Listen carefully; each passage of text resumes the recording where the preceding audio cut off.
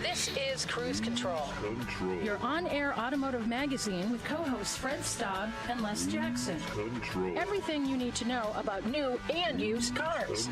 Industry news. We'll fix or repair your car on the air. Fasten your seatbelts and let us take the wheel. Now, your ride is about to begin. Because you're on Cruise Control. Cruise Control. Cruise Control.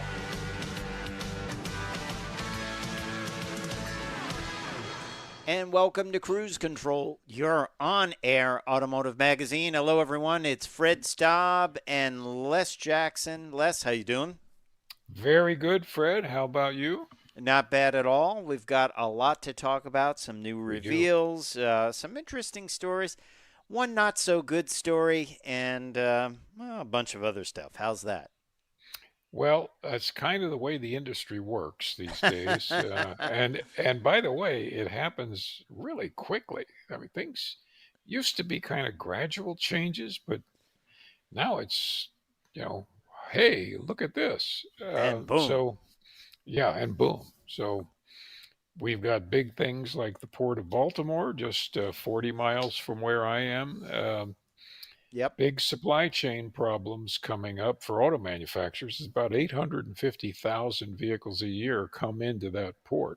Roll on, roll off. They drive them off, and they even do some options, port-installed options, if you've ever seen that on a window sticker. So things like fog lights and spoilers and things like that. Right. So that is very specialized. So they won't be able to do that. And over at Chevy, they're giving some people a reward. If you bought a Blazer EV and had problems with it, well, they're going to give you a pretty substantial discount. I think it's pretty nice what Chevy's doing.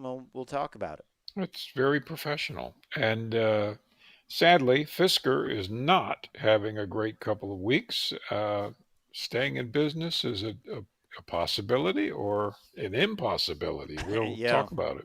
Yeah, I feel bad about that because he had another situation earlier where he built a car, and I'm kind of pulling for him, but we'll talk about some of the problems he's had. Also, talking tech. Look, Mom, no wires. Researchers have found a way to make inductive charging of electric vehicles 96% efficient. Here we go. That's tricky. That's really hard to do. I love the physics of it. Yes. And Genesis looks into the future with its Neolum and GV60 Magma concepts. These are great looking concepts. Especially inside. I just love it. Yeah, they really. Genesis is a brand. They're kind of hitting it out of the park with everything that they do, and they showed off some of these concepts at the New York Auto Show, and we're going to tell you about them, right? And then you have a story about buying cars. Did you buy it used or new? Well, and that's a tough question. What are the top cars to buy new and used? And we have a new study with the results. We're going to give you everything we know. It's a tough decision sometimes. Yes, it is, and we will be back to tell you about what's going on in the automotive industry and a few tough decisions. So stand by.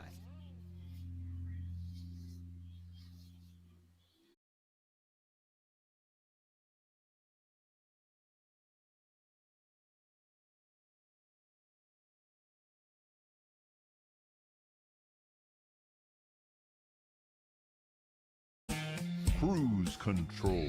Well, welcome back to Cruise Control. Fred and I are going to start with the discussion of what happens after the bridge went down in Baltimore. Yes. I've been over that bridge a number of times, not a whole lot, but it was a very large bridge. You don't get the sense of it when you see the videos, but you have to remember that ship itself is about 175 feet tall off over the water. Right, and the Uh, bridge is and, laying on top of it. and the bridge is on top.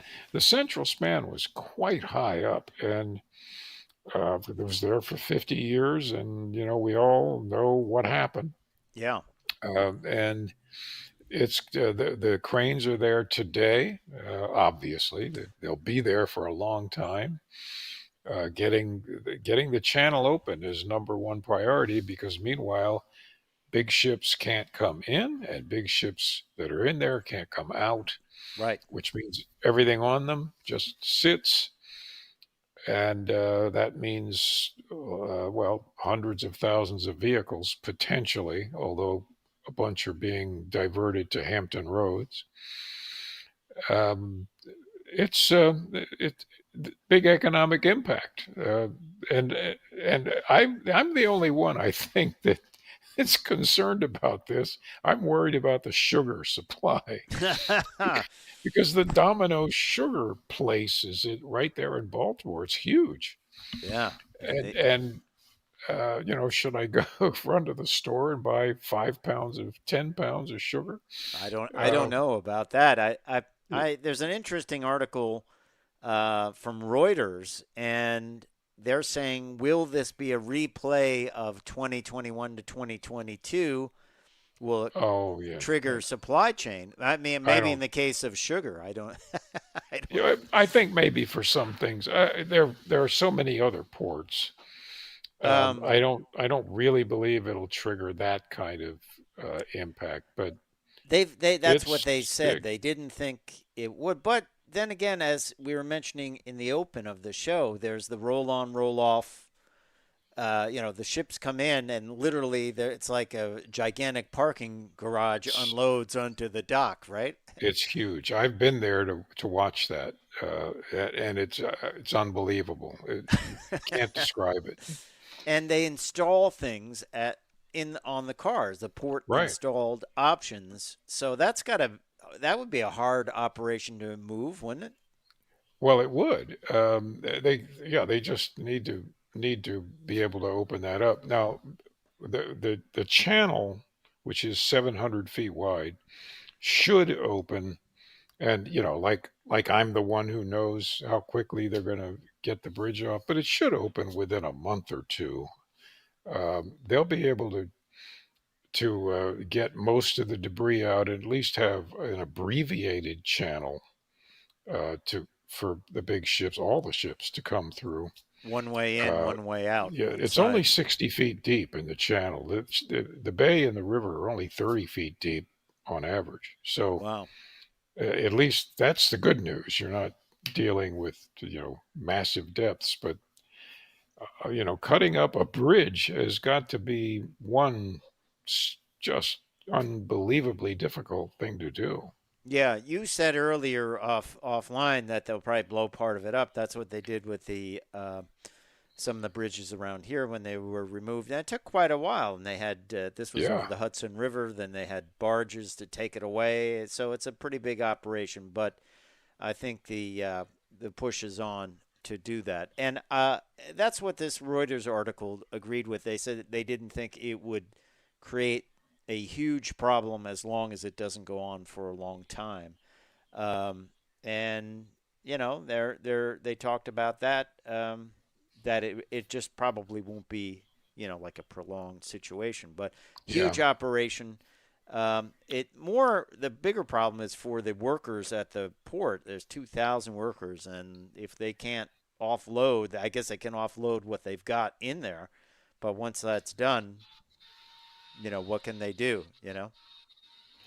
that's right. Plus, another little problem is the ship itself is driven into the mud. That's going to be another operation to be able to raise the ship out of the mud so they can move it. Yeah, exactly. Yeah. Someone get a winch. So if your big screen TV is on the ship, you might want to go buy a different one. Yeah, exactly. Well, let's talk about over at Chevy what they've done. The EV Blazer had kind of a rough launch, I would say. There were software problems, and there were all kinds of issues with it. But Chevy's doing right by the people. We're going to talk about that when we come back on Cruise Control. And if you're a Blazer EV buyer, early one, you'll want to stick around for this story. So stay tuned.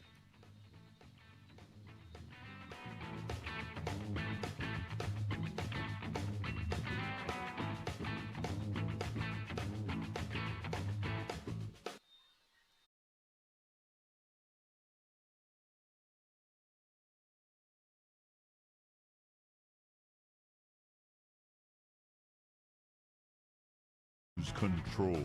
And welcome back to Cruise Control, your on-air automotive magazine. So, heads up, did you buy an EV Blazer, a Chevy Blazer, and have trouble with it? Well, Chevy's going to give you some money back. Cashback deals are being offered to early Blazer EV buyers to match the recent price drops. So if you bought an LT all-wheel drive Blazer originally for $56,715 and the new MSRP is $50,195, they're going to give you $6,520. And it goes on for RS all-wheel drive. You'll get back $5,620. The RS rear-wheel drive, $5,620. So it's kind of good news that Chevy has done this. In a sense, it's a kind of a makeup for people that bought the early models. They had a software glitch. They've urged them to visit dealerships for the upgrade for that, and they're actually giving you parity with the current price of the vehicle. Pretty nice deal, don't you think? I wish all car companies would do that, frankly. Yeah. I think it's pretty impressive. Yeah. So hats off. Yeah. So if you were one of the early buyers of a EV Blazer from Chevy, make sure you check that out. Get the software upgrade and get the cashola, because that's a pretty nice surprise to have. That's a serious amount of cash. Yeah, that's good cash. So let's talk a little bit about Fisker. Of course, Fisker had a failure a while back with their vehicle. They came back, and now it's not. They have had, like, I would say, one of the worst couple of weeks or months that any manufacturer has had in a long time. I call it Fisker woes. They had a deal, or were closing in on a deal with Nissan, and they would build electric cars for Nissan and work on some of the technology. That deal has collapsed. The New York Stock Exchange has begun delisting the Fisker stock. That's bad. They are on the brink of bankruptcy. They have reduced the prices of their 2023 models by as much. The top trim gets cut by $24,000, cutting $24,000 from the price, which is incredible. And the other two models, the base model of the Ocean got cut by $14,000, and the Ocean Ultra by $18,000. And now here's another really bad thing. They lost track of millions of dollars in customer payments for months. In other words, they released cars without getting payment for them. They lost track of checks. I mean, it's terrible, isn't it? Well, it is terrible. And if you think, it was only about 10 or 12 years ago that Hurricane Sandy came through right up the East Coast and hit New Jersey, and there were, like 1,000 Fiskers parked there? Yep. To be sold. They all were ruined. They were destroyed. So that's just a hard luck company. Yeah, it really is, and it's unfortunate. I do like the vehicle, and I really would like to see them succeed. And there are also problems with the Ocean initially, with parts falling off. This is built at what is it, Magna Steyr, where they are a bespoke car builder. Like, if you say, "Hey, I've designed this, I want you to build it," that's what they were using for building these vehicles, and it just hasn't gone well. But it's a cool looking vehicle. I had a lot of interesting concepts in it, a lot of interesting design. I don't know if they'll be able to pull through, if someone will buy them. What do you think? Well, I hope someone buys them. You and I drove one some years ago, and we loved it. It was just a beautiful car. And he's been on the show, Henry Fisker. And he's been on the show, and it's not It's not a flaky organization by any stretch, but BMW designer, right? That's where yeah, he. and it just things. You know how it is where you know somebody whose luck just is never any good, and you just feel sorry for them because it's not their fault. No, and I think these were interesting vehicles, and we'll see what happens with it. If someone picks it up, you would think someone would pick it up, that they'd want to get a little bit of a jump start into the electric vehicles. Um, I don't know. I don't know. Nissan would have been a good thing for Nissan, I think. I think it would. But we'll see if that deal comes back and what happens. But right now, it's not looking too good for them, I would say, at the current moment. So we'll have to see what happens. Didn't someone else take over the original Fisker? I forget. It I began with an L, a R, and I can't remember it. But yeah. and I just don't think I don't know whatever happened to them. But hey, let's talk a little tech, shall we? Inductive charging for electric vehicles. We talked about this as another great way to get people into electric vehicles. So you wouldn't have to plug in any charger. You would pull into a parking spot in a parking garage, or maybe even your own driveway or garage, and it just starts charging by some device in the concrete underneath your car. Typically, now, if you don't have a mechanical connection, that had been very inefficient. But Oak Ridge National Laboratories in Tennessee has come up with a way to make inductive charging 96% efficient, Les. That's at 96% efficient with an air gap of 5 inches, which normally, if you were trying to inductively charge something with an air gap of 5 inches, it would take, like if you wanted to charge your cell phone Right. with much of an air gap, it would probably take a whole day Yeah. because it's, the it's a magnetic field and that's dissipating in the air. Right. So here's what they've done. The magic comes from a polyphase electromagnetic coupling coil, a design this lab's been working on for at least 3 years. High-powered wireless power transfer with polyphase electromagnetic couplers. Somewhere, Mr. Tesla, not Elon Musk, would be happy about this because he wanted to make electricity Absolutely. wireless, right? Absolutely. Well, also, he actually was an early theoretician on polyphase systems, and in a some way the AC alternator is a polyphase system. So this is really cool. All of this started when the Oak Ridge was working on a charging system for cell phones. They don't disclose the manufacturer, do they? No, I think it's just their unit, which is about 14 inches Yeah. wide, contains coils made of various materials to create the magnetic field, and it's the same way used by consumer devices like cell phones and toothbrushes. So, Yeah. what do But you it's think? I mean, rotating magnetic field. This is frankly brilliant. It's one of those things. Well, gee, why didn't we think of that? well, I mean, it's also a solution for people in the city. How do they charge their vehicles? So, if you had a Yep. parking garage with this in there, your car would just automatically go on charge. Yeah. And you can do this in a new house. You can do this under the garage floor. Yeah.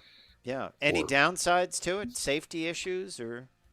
no, there shouldn't have any safety issues. I suppose it's possible if something metallic rolled underneath the car and Well, it would start heating up. we'll be right back on Cruise Control.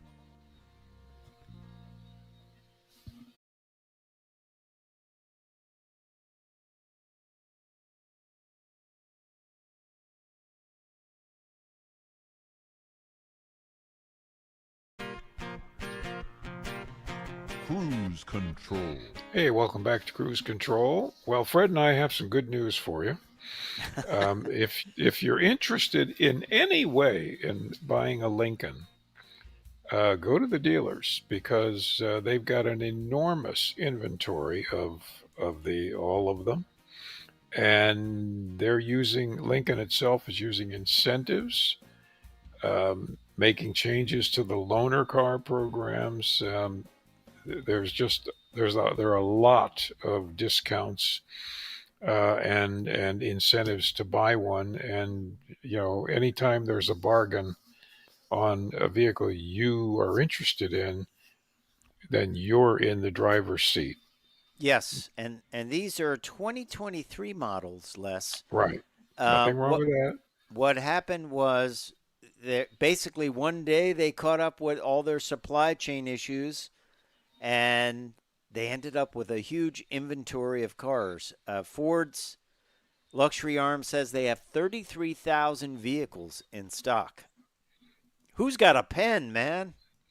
Yeah. Well, if they had a Lincoln Continental sedan, I'd be interested, but they're all SUVs. Yeah. There's a way that if they have loaner vehicles, they can consider them sold. It's interesting. I was reading about dealers consider them sold if they have if they've been used for 20 days or 500 miles. Well, it's a demo. Yeah, that's not a bad purchase either, is it? Not at all, because they write off quite a bit of the money of the price. Yeah, and nobody's damaged it, hopefully, in 500 miles. But, we always like to give you these tips if you're looking for a vehicle and you've had your eye on a Lincoln and, you can put a good deal together and it's worth a shot. Go into the dealer and take your best shot, I would say, right? The worst that happens is you walk back out. Yeah, say, great. Enjoy your 2023 models in 2026. Yeah. I think it's a good opportunity. I think it's a good opportunity to do that.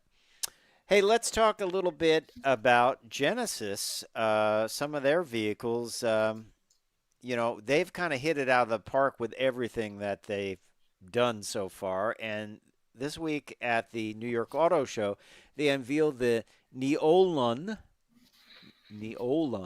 and the GV60 Magma concepts.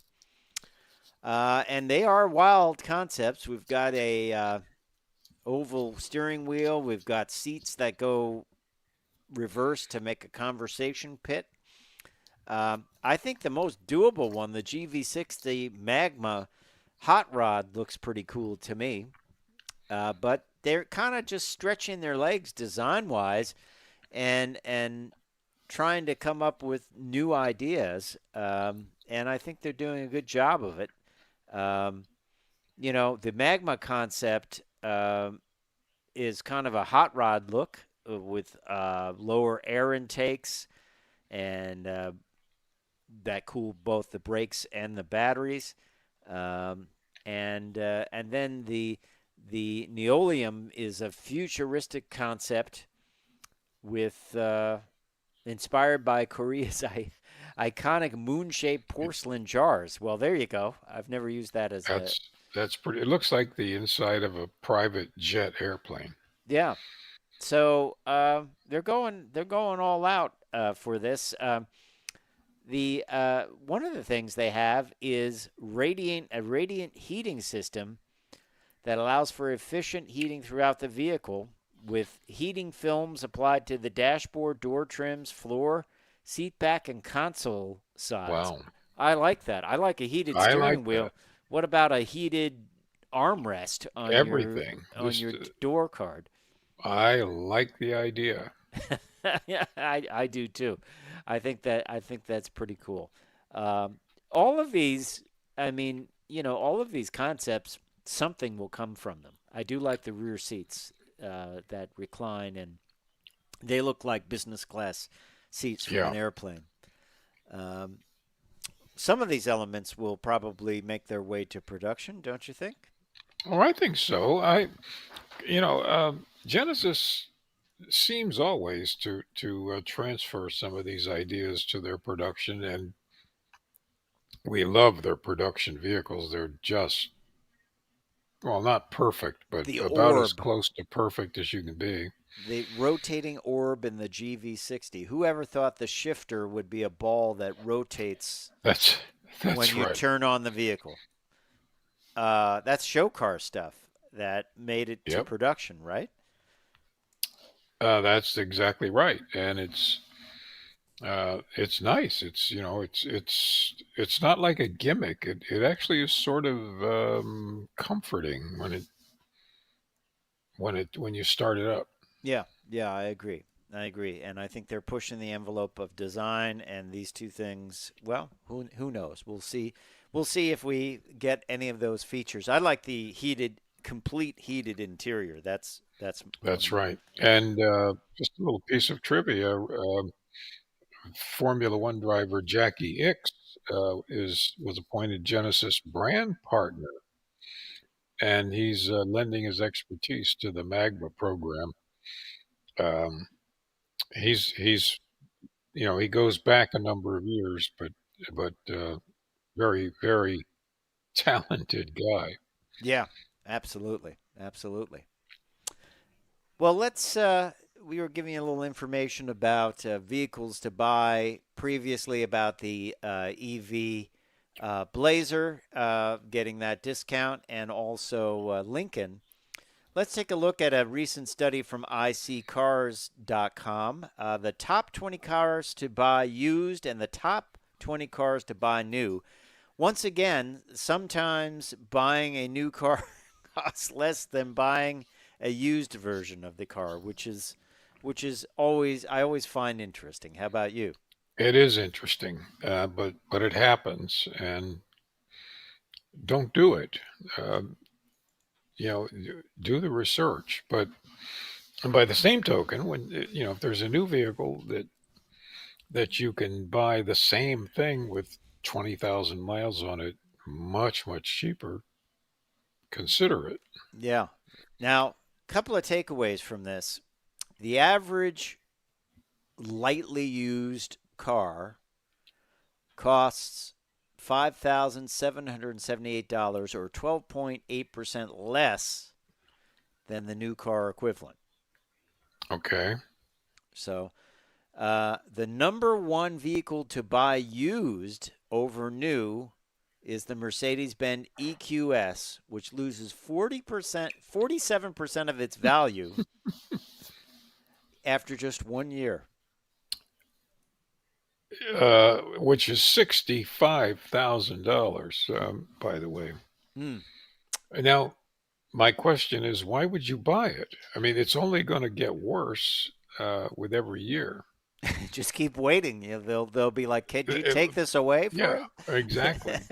And not so much farther behind them are the Nissan Leaf and the Jaguar F-Pace and the Alfa Giulia and the Kia EV6. They lost 33% after 1 year. Hmm. The number So, one vehicle to buy new overused is the Land Rover Range Rover. The used version actually costs $4,000 more than a brand new model. well, Go that's figure. because of that weird, you know,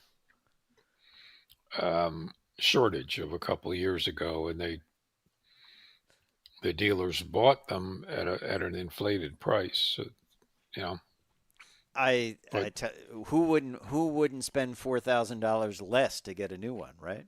well, of course, yeah, you just don't buy that. So the Kia Rio, the Mercedes-Benz G-Class, the Ford Maverick, and the Toyota Sequoia all lost less than 5% in cost Yep, after 1 year. Boy, that Maverick, man, it just seems to I'll tell you. score every which way, right? I wish I had bought about a dozen Mavericks, like our friend Glenn did. He bought one and he sold it 2 days later for like $8,000 more than he paid for it. That's right. That would be lightly used. That would be considered lightly used. Very lightly used, like 100, not even that, 10 miles on it. Yeah. 8 out of the 20 best cars to buy used are electric vehicles. 7 out of the 20 best cars to buy new are hybrids, with 2 Teslas also making the buy new over used list. And we're going to post this up, this whole IC Cars, because it has a full list of vehicles that will, help you decide. But, man, some of them lose right away. And it is incredible. It is incredible how much they lose. A lot of cars depreciate very, very quickly, except for the Kia Rio, lost $21. That's not much. That's not much. Hey, we'll be right back with more Cruise Control. So, Les, I wanted to share this with you over the break here. So, I found this on Facebook Marketplace. This guy's got 6 1974 Ford Pinto station wagons, all with manuals. And he's selling each one. Some are the most mileage they have is 70,000. Some have a lot less than that, right? And he's got a picture of them on the car carrier there. They're all yellow, and they all have manual transmissions. And he says the good news is I got some of them running. I love that handbrake in there. It looks like a broom handle sticking out of it. So I'll tell you, the little Pinto station wagon was a really useful, practical car. Well, what do you do? Where do you figure he got all of these in yellow? Was it some kind of government fleet sale or something? Probably. Well, except a manual transmission. That doesn't make sense. No, it doesn't make sense at all, right? He could have bought them from a dealer who bought a bunch and couldn't sell them. And had them for like decades?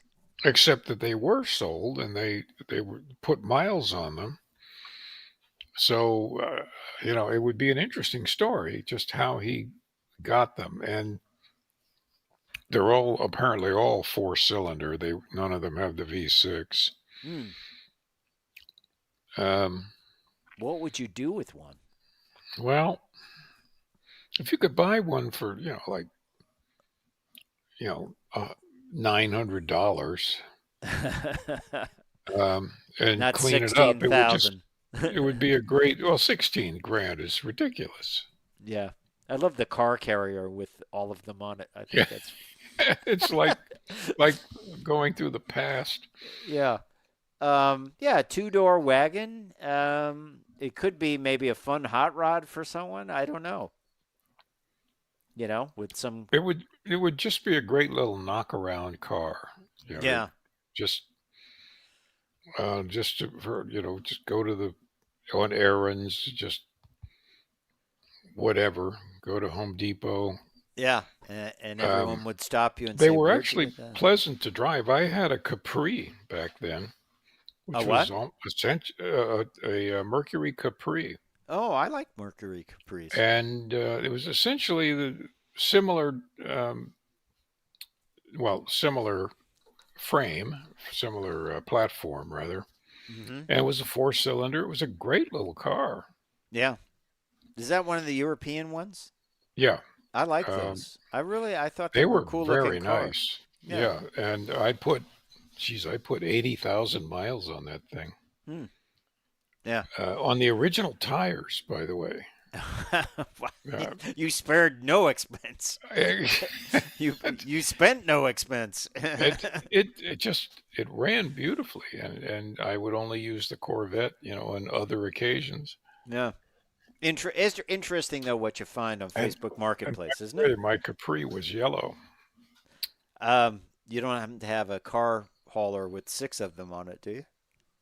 That's right. Yeah, I bought it from a guy who was a U-2 pilot. Oh, wow. Okay. Interesting. Yeah.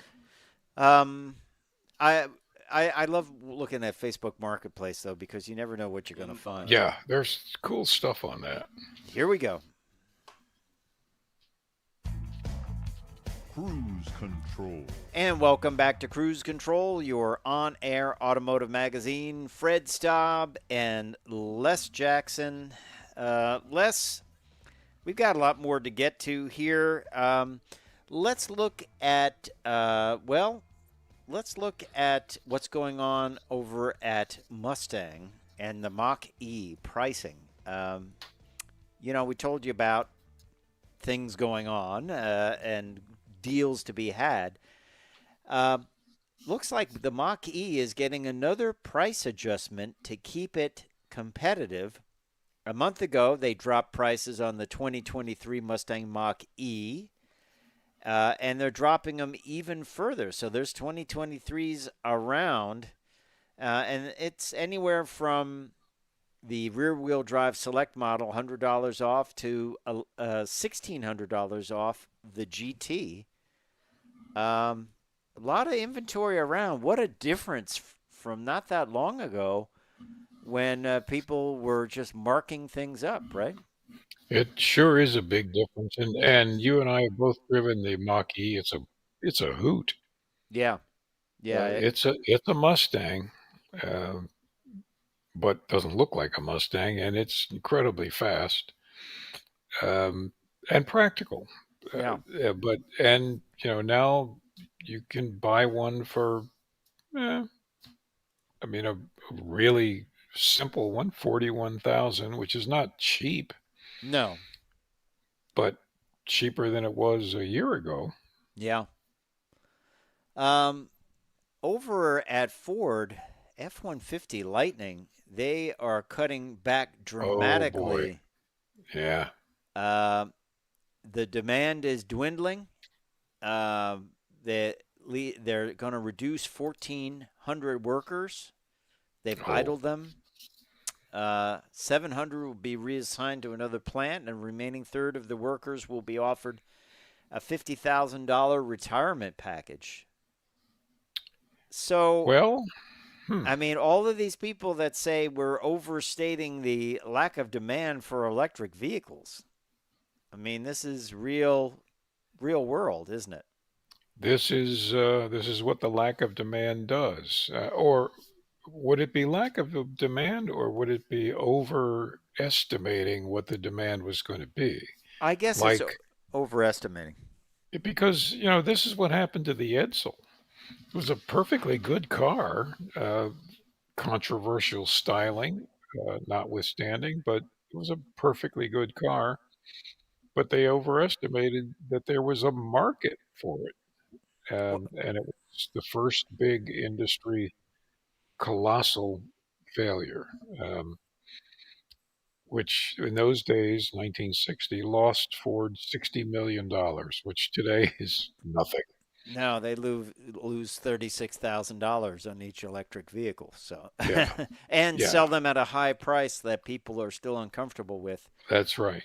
But yeah, this is it. This is it. Workers are laid off, or not laid off, retired, or yeah. But a lot of costs to making these bad decisions. You could be sure that whoever made these decisions, who made the business case, are looking for work elsewhere. Well, kind of the industry got caught up. It involved all kinds of things, from their political issues and talks of bans and of internal combustion engines. They all got caught up in it. Yeah. And they thought it would take off like wildfire. But, let's face it. You can't sell a car that was selling for $40,000 for $80,000 that has less capability. And because no fault of the car, but infrastructure and charging. And then you realize that the technology is going to get better and better and better. And what they're buying now for $80,000 won't be that good in and 2-3 it'll years. Be better for much less. Better for much less. And it was 2 years ago that I went here locally in D.C. to the launch, regional launch of the Lightning, and there were crowds around it. We were in a nice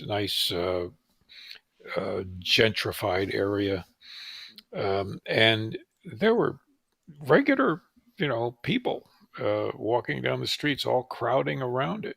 Uh, Yes. and it was, oh wow, the electric truck, and that that amount of enthusiasm just went away. It's Dramatically. very Dramatically. dramatic. Now, in another development, we talked about this.